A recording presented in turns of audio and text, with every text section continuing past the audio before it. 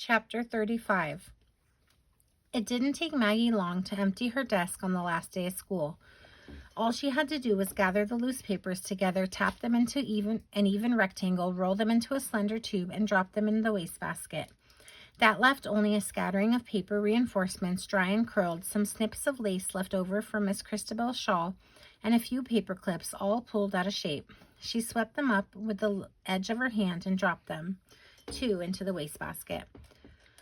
"What's your summer address?" Barbara had already emptied her desk and scrubbed its surface, and she was standing next to Maggie with a pen and a small notebook balanced upon her pile of loose-leaf papers. "My summer address? Yeah, here, write it down in this book. I'll write to you from camp." "I don't have a summer address." "You mean you're staying home all summer?" "I'm moving. I'm going to live with somebody else." "With somebody else? Who? Is it those people you visited with the roses and everything?" "No, some other people, a family. They have these 2 girls, far away someplace." "Far away? You mean you're not coming back to school next year?" "No. Where are you going?" "When are you going?" "Tomorrow." "Tomorrow?" Barbara looked at her a long time. "You never even got to see my costume doll," she said. "No," Maggie answered. "That's okay. I don't play with dolls anyway." "I came to say goodbye," Maggie said. Timothy John and Miss Christabel continued to stare blankly across the table at one another, and Juniper sat in his basket on the floor. "I'm leaving tomorrow," she continued. "I'm going to live somewhere else with these other people, far away." She swiveled Miss Christabel's face toward her own and spoke for her. "Going away," she said in a high voice. But you can't go away. We need you here." "Yes," Maggie answered. "Well, maybe I'll come back and visit sometime. I don't know." "But we need you here all the time," she said for Miss Christabel. "We need you to take care of us. Isn't that right, Timothy John?" Maggie nodded Timothy John's head for him. "Yes," she made him say. "You are our special friend, Maggie. We think you are the most wonderful person ever. We like you a whole lot, and we don't want you to leave us. We need you here. We love you, Maggie." "I love you too," Maggie answered. "I love you both, and Juniper too." She picked up both lifeless dolls along with the china dog and put them all in her lap. She rocked them back and forth, the way she had seen mothers rock babies. "And I'm never going to forget you." She rested her chin on their reddish wigs and closed her eyes. "Ever," she whispered. Then she was silent for all of them as she held them close and watched as the sunlight moved across the table, touching the kettle with a sudden flash and settling finally on the faces of the dolls in her lap.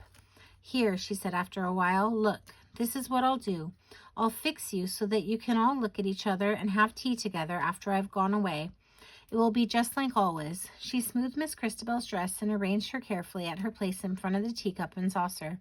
"Here's your bread and butter, right where you can reach it," she added, "and I'll put the tea cozy on the teapot to keep it warm, for always." "For always," she answered for Miss Christabel. "How nice.